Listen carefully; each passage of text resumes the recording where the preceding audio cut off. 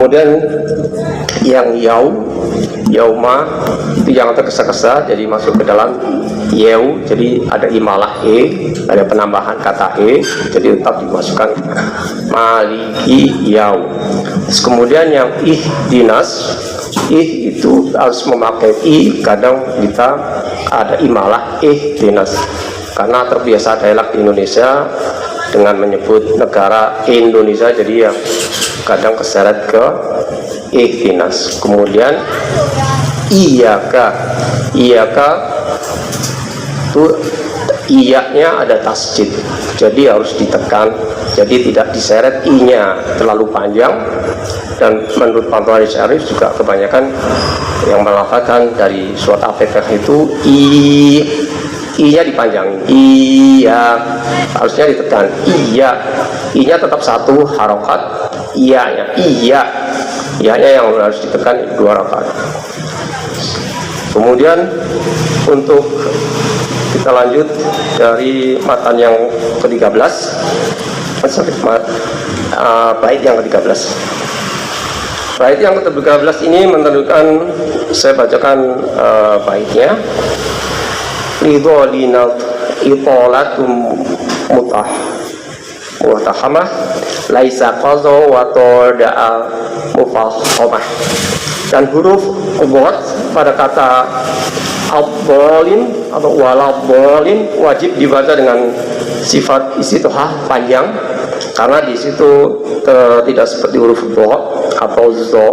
Kemudian ada dal yang bersifat tafkin dan mufakkam. Kemudian di dalam sarah penjelasannya ini, dari diri istilah istitohahnya ada sifat huruf yang bo yang ketika disukun atau distasjid, yang maksudnya adalah bergeraknya lidah ke depan seperti menempel pada gigi atas. Dan kemudian yang matan yang ke-14, wahris ala mikdari mad lazimi wa huwa situn harokatin fa'lami. Dan usahakan sungguh-sungguh konsisten untuk ukuran panjang mad lazim, yaitu 6 harokat.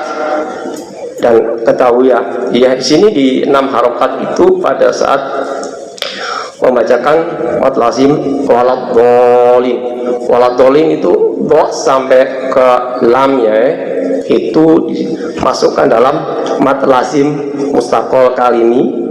Di depan tersebut di matobi bertemu dengan huruf bertasid, jadi harus dipanjangkan secara 6 harokat. Dan 6 harokat ini bisa diukur dengan 3 kali alif. Jadi alif.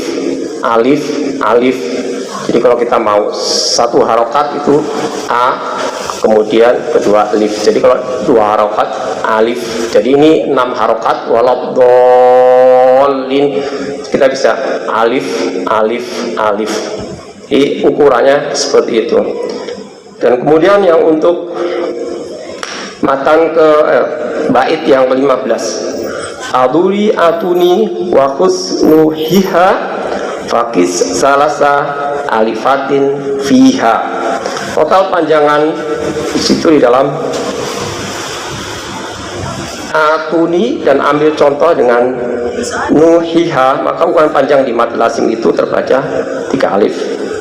Kemudian yang dari bait berikutnya di 16, kada alal awlidi fatal zima la siyama fi tuli lina muhtama. Begitu pula pada mad arid lisukun. Mad arid sukun ini harus konsisten ya, konsisten dari ayat 1 sampai ayat ke-7. Itu di belakangnya kan bismillahirrahmanirrahim, itu masuk ke dalam arid, mad arid lisukun. Jadi dijelaskan di mad arid sukun itu yang mad tabi'inya bertemu dengan sukun kemudian diwakofkan.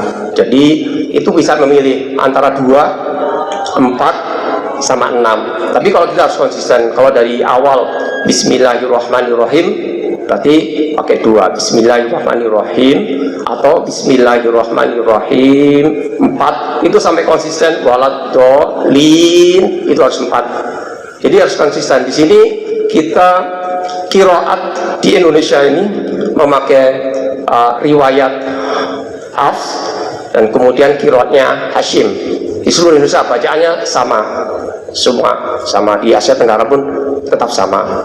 Jadi kita nggak ada bedaan dari riwayat qiraat sama, qiraat Hafs dan kemudian qiraatnya dari Hashim. Kalau untuk tariknya atau jalurnya di Asy'ariyah, tapi jalur kita nggak terlalu panjang. So, jalur ada 56 jalur yang kita cari. Kalau mau meningkatkan ke ilmu qiraat, kita harus belajar ke ilmu tajwid terlebih dahulu, baru kita bisa naik ke tingkat yang lebih jauh ke ilmu qiraat. Dan kemudian untuk selanjutnya di matan nomor 16, wa tama nazimi lakumul muwaddohah bihamdihi rafi kulli sholati. Dan ini telah selesai nazamku, maksudnya nazam itu dari uraian dari bait-bait yang untuk memudahkan. Jadi di sini muwaddohah itu sebenarnya untuk memudahkan kita dalam membaca surat Al-Fatihah itu sendiri. Jadi ada beberapa koreksi dari Syekh Arif ini yang dipantau. Beberapa yang dilafazkan itu sering terjadi kesalahan-kesalahan, kemudian dia kumpulkan dalam satu matan berupa syair, dan syair itu yang sepadat. Kemudian dan syair-syair ini mesti diterjemahkan atau disyarahkan agar kita bisa mengerti, karena di baitnya itu hanya ringkasan-ringkasan aja sesuai dengan apa yang disesuaikan. Dan kemudian yang di Al-Fatihah sendiri yang konsisten Cina itu harus dikuatkan dari pembacaan Al-Fatihah, karena Al-Fatihah itu di dalam Al-Quran sudah didesainkan di surat Al-Hijr itu di ayat 87, dan Allah menganugerahkan 7 ayat yang dibaca berulang-ulang. Jadi setiap hari kita sholat 5 kali sebanyak 17 kali. Jadi membaca Al-Fatihahnya mesti harus benar. Dan kemudian untuk belajar membaca Al-Quran secara bacaan secara benar itu termasuk di fardu ain. Kemudian untuk belajar tajwid itu di fardu kifayah. Jadi lebih kuat untuk belajar bacaannya, untuk koreksi membaca.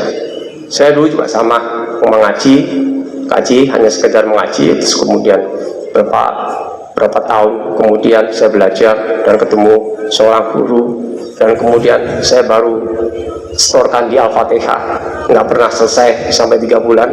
Jadi karena maksudnya nggak ada yang tepat, jadi selama 3 bulan itu suruh ulang lagi, suruh ketemu lagi setoran, ulang lagi, ketemu lagi setoran.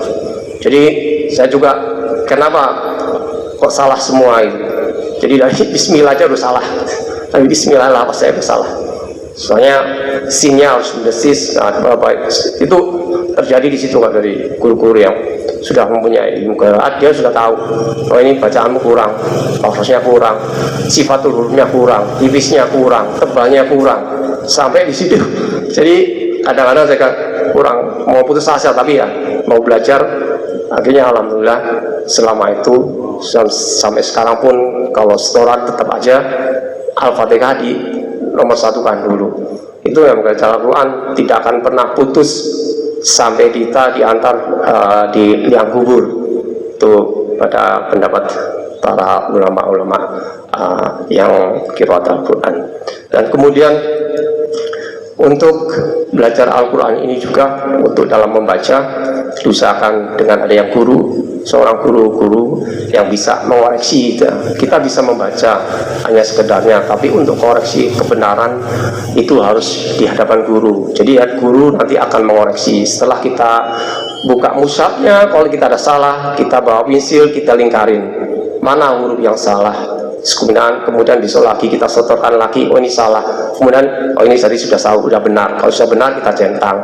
Nanti kemudian kalau kita belajar lagi, bawa Qurannya lagi, terus kemudian kalau salah kita. Jadi belajar Quran di depan guru itu dari surat Al-Fatihah sampai dengan surat An-Nas itu harus disetorkan dulu. Soalnya tadi situ ada koreksi-koreksi. Jadi kalau mau belajar tuh coretan, saya suka banyak coretan yang dari Quran saya itu dari bacaan dari Al-Fatihah sampai An-Nas itu banyak coretan karena bacanya selalu salah dan salah. Tapi kemudian sebelum lanjut diulang lagi, karena Al-Quran itu Allah yang memeliharanya dan otentiknya tetap dijaga.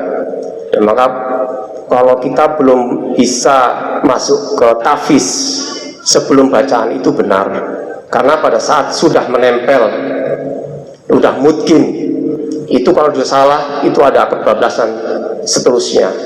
Dan saya juga surat-surat juz amah dulu itu sudah nempel dan susah, dan saya harus setting dari awal. Ini story saya aja, testimoni ya, agar mungkin ada memberi semangat.